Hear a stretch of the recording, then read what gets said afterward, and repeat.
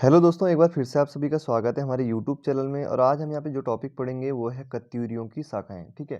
तो कत्यूरी वंश तो आपने पढ़ा ही होगा ठीक है। लेकिन कत्यूरियों की शाखाओं पर बहुत कम वीडियो आपको मिलेंगे। तो कत्यूरियों की शाखाओं से जो प्रमुख प्रश्न हैं जो अभी तक बने हैं वो भी मैं आपको बताऊंगा, यूके ट्रिपल ने किस प्रकार के प्रश्न यहाँ से पूछे हैं, ठीक है। तो कत्यूरियों की शाखाओं को चलिए शुरू करते हैं आज, ठीक है। तो जब कत्यूरियों के पतन के बाद, ठीक है, जब जो कत्यूरी वंश था वो अपने अंतिम दौर में था या अंतिम चरण में था, या कह लीजिए जब अपनी अंतिम सांसें गिन रहा था, तो कत्यूरी वंश कई भागों में बँट गया, ठीक है। ठीक है, और कौन-कौन से भाग थे वो देखिए। बैजनाथ शाखा हो गई, डोटी शाखा हो गई, सुई हो गई, अस्कोट हो गया, द्वाराहाट, सीरा और सोर। तो इस प्रकार कत्यूरी जो वंश है वो कई भागों में बँट गया। और उनमें से जो सबसे महत्वपूर्ण शाखा थी उनकी, जैसे डोटी हो गई, अस्कोट की हो गई, सीरा और सोर, और इन्हीं पे हम ज़्यादा फोकस करेंगे। बाकी जो शाखा है इनके हम केवल संस्थापक देखेंगे और इनको हम अच्छे से पढ़ेंगे। तो आज हम जो शाखा पढ़ने वाले हैं वो है कत्यूरियों की अस्कोट शाखा, जहाँ पर पाल वंश का शासन रहा, ठीक है। पाल वंश का शासन रहा लगभग 688 साल तक, यहाँ पर पाल वंश का शासन रहा। और 1967 के बाद क्या होता है, 1967 तक यहाँ पर पाल वंश का शासन रहता है। तो देखेंगे हम इनको अच्छे से। उससे पहले छोटा सा मैप देख लेते हैं हम, क्योंकि यहाँ मैप से एक प्रश्न पूछा गया था पिछली बार, ठीक है। देखिए, पिथौरागढ़ को सोर कहा जाता था उस समय। डीडी हाट को क्या कहा जाता था, सीरा कहा जाता था। ये अस्कोट हो गया, यहाँ पे गंगोली हाट हो गया, ठीक है। थोड़ा सा देखते हैं यहाँ पे और दूसरे मैप में, ठीक है। ये पिथौरागढ़ सोर, ठीक है। इसके उत्तर पूर्व में क्या था, डीडी हाट स्थित था, ठीक है। तो सीरा, ठीक है। अगर हम डीडी हाट की अभी यहाँ पे देखें, ज्योग्राफिकल कंडीशन देखें यहाँ पे, तो पूर्वी सीमा पर क्या है, काली नदी है। पश्चिमी सीमा पर अगर हम बात करें तो क्या है, पूर्वी रामगंगा है। तो यहीं से एक प्रश्न पूछा था आयोग ने। देखिए प्रश्न क्या था, प्रश्न था पिथौरागढ़ का उत्तर पूर्वी भूखंड प्राचीन काल में क्या कहलाता था। देखिए 25 नवंबर 2018 को यूके ट्रिपल एससी का एग्जाम हुआ था और काफी आसान प्रश्न था कि पिथौरागढ़ का उत्तर पूर्वी भूखंड प्राचीन काल में कहलाता था। तो क्या कहलाता था, सीरा राज्य, यानी कि डीडी हाट, ठीक है। तो उस समय डीडी हाट को सीरा नाम से जाना जाता था, ठीक है। तो देखिए यहाँ पर पिथौरागढ़ के उत्तर पूर्व में क्या है, सीरा, डीडी हाट, ठीक है। तो आज हम बात करने वाले हैं अस्कोट के पाल वंश के बारे में। देखिए नेपाल में कौन सा था, रैकामल था। सीरा डीडी हाट में भी रैकामल था, इसको भी हम देखेंगे। गंगोली हाट की बात करें तो यहाँ पे मणकोटी वंश था, ठीक है। पिथौरागढ़ की बात करें तो यहाँ पे बम और ब्रह्म राजा हमें देखने को मिलेंगे। चंपावत की बात करें तो यहाँ पे सुई का राज्य था, या सुई का किला कह लीजिए आप, ठीक है, जहाँ पे ब्रह्मदेव का शासन हुआ करता था, ठीक है। तो आज हम बात करेंगे यहाँ पर अस्कोट के पाल वंश के बारे में। तो देखिए अस्कोट के पाल वंश का संस्थापक, सबसे महत्वपूर्ण प्रश्न यहीं से निकल के आएगा आपके लिए। देखिए अभयपाल या अभयदेव या नागपाल, ठीक है। अभयपाल और अभयदेव तो एक ही व्यक्ति के नाम बताए गए हैं, जबकि नागपाल अलग व्यक्ति हैं यहाँ पर, ठीक है। तो अभयपाल और अभयदेव। तो बद्रीदत्त पांडे जी ने अपनी पुस्तक में लिखा है कि अस्कोट में क्या था, 80 खस राजाओं का राज्य था, ठीक है। कितने राजाओं का, 80 खस राजाओं का राज्य। और यहाँ पर कोई भी शक्तिशाली शासक नहीं था उस समय, ठीक है। और जो अंतिम कत्यूरी शासक थे कौन, राजा ब्रह्मदेव या वीरदेव के नाम से भी हम उन्हें जानते हैं। तो जो उनके पुत्र थे त्रिलोकपाल, उनके भी दो पुत्र थे, उनमें से एक पुत्र था अभयपाल। थोड़ा सा देख लेते हैं इसको, ठीक है। जो अंतिम कत्यूरी राजा थे ना, कौन, ब्रह्मदेव, ठीक है। तो इनका जो पुत्र था वो था त्रिलोकपाल, और त्रिलोकपाल के थे दो पुत्र, एक हो गया अभयपाल और एक हो गया निरंजन देव। इस निरंजन देव को तो मिला नेपाल का साम्राज्य, तो जो उसके वंशज कहलाए वहां पर वो मल्ल कहलाए, और अभयपाल को मिला हमारा यहाँ पर अस्कोट, ठीक है। तो 1279 में इसी अभयपाल ने क्या किया था, अस्कोट में पाल वंश की स्थापना करी, और इसके जो वंशज हैं वो पाल कहलाए, ठीक है। देखते हैं यहाँ पे भी थोड़ा। तो देखिए अस्कोट में क्या था, 80 खसराजों का शासन हुआ करता था, और अभयपाल ने 1279 में क्या किया, आक्रमण किया अस्कोट पे, और यहाँ पर पाल वंश की नींव रखी।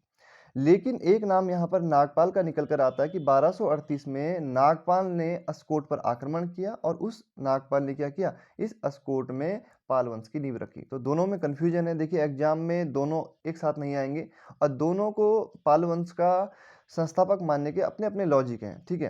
तो अभयपाल का तो देखिए मैंने आपको बता दिया कि बद्रीदत्त पांडे ने लिखा है कि इस प्रकार से यहाँ पर हुआ है, ठीक है। अब थोड़ा सा देखते हैं यहाँ पर किस प्रकार से। यहाँ पे देखिए वंशावली है ना जो इनकी, देखिए पहला नाम अभयपाल का है, ठीक है, वंशावली में, ठीक है। दूसरा नाम यहाँ पे निर्भय पाल का है। तीसरा पाल नाम यहाँ पे किसका है, भारती पाल का है।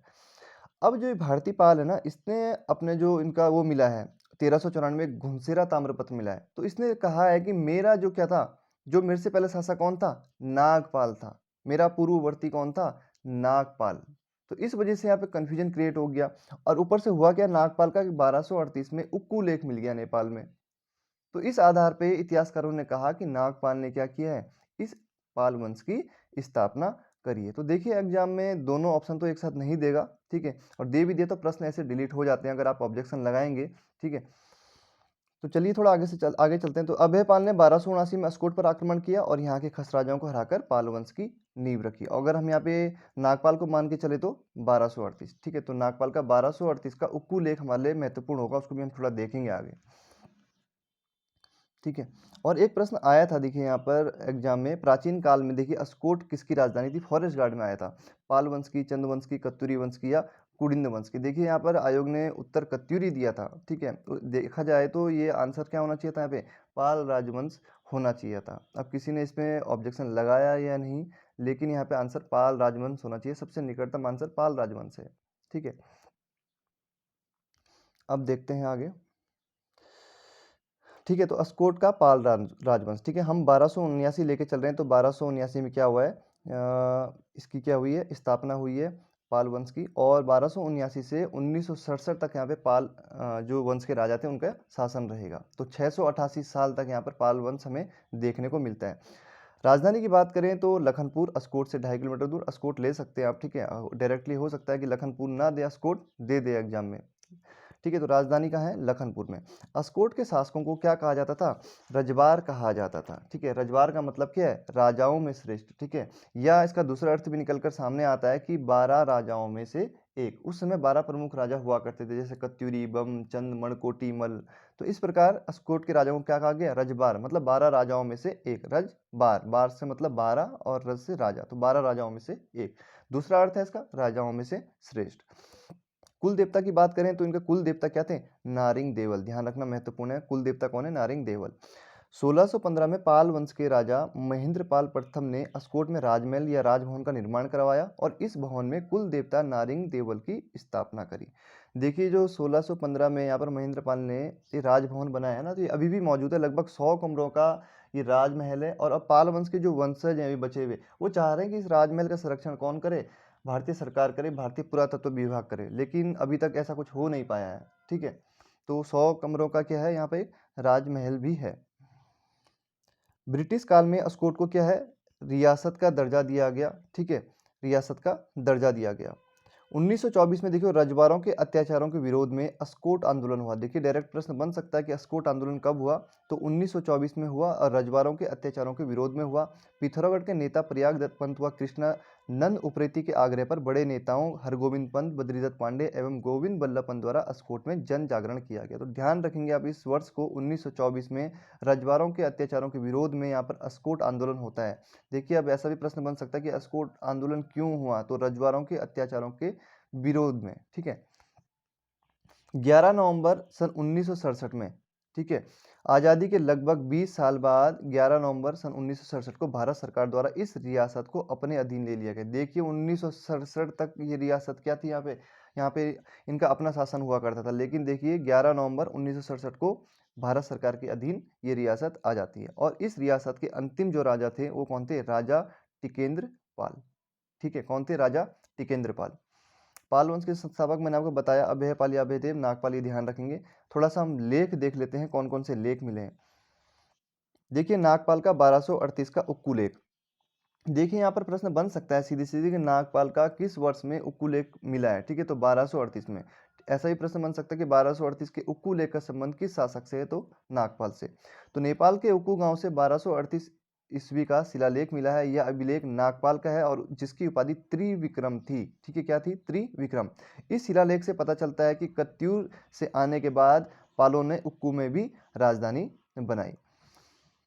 अगला है निर्भय पाल का 1353 का बत्यूली ताम्रपत्र, ठीक है। ज्यादा नहीं, 3 ताम्रपत्र हमें ध्यान रखने, 3 हमें लेख याद रखने। निर्भय पाल का 1353 का बत्यूली ताम्रपत्र, ये अभय पाल का क्या था, उत्तराधिकारी था। भारती पाल का 1394 का घुनसेरा ताम्रपत्र। इस ताम्रपत्र में रजवार भारती पाल ने भद्रबाट को घुनसेरा की व्यवस्था के लिए नियुक्त किया है, इतना महत्वपूर्ण नहीं है। इस ताम्रपत्र में कहा गया है कि भारतीपाल के पूर्वज नागपाल और विक्रमपाल ने भी गुनसेरा की व्यवस्था की थी। गुनसेरा मूर्ति कला की दृष्टि से कत्यूरी परंपरा का तीर्थ स्थल है। देखिए यहाँ पर क्या है लिखा हुआ कि इस ताम्रपत्र में कहा गया है कि भारतीपाल के पूर्वज नागपाल और विक्रमपाल दो का नाम दे रखा है, यानी कि यहाँ पर द्वैत शासन व्यवस्था भी थी, इस प्रकार से इतिहासकारों ने लिखा है। ठीक है, दो राजाओं का प्रचलन भी था, ऐसा कुछ इतिहासकारों ने यहाँ पर लिखा है। तो देखिए जो पूर्वज कौन थे, नागपाल। तो इसी के कारण क्या होता है, कंफ्यूजन क्रिएट होता है और 1238 में फिर नागपाल का उक्कू भी मिल जाता है, तो जिसके कारण कुछ इतिहासकारों ने कहा है कि नागपाल यहाँ पर पाल वंश की स्थापना करता है। ठीक है, 1238 में। तिलकपाल का 1421 का बचकोट ताम्रपत्र और महेंद्रपाल का 1622 का सिंगाली ताम्रपत्र। इतना महत्वपूर्ण नहीं है, याद रखना है। 3 ताम्रपत्र आपको याद रखने हैं। ठीक है, तो कैसा लगा आप लोगों को वीडियो, और काफ़ी समय बाद आज वीडियो बनाया है मैंने।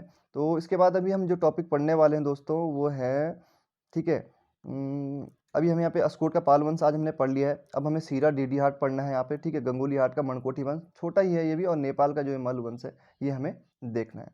धन्यवाद, मिलते हैं जल्दी अगली शाखा के साथ।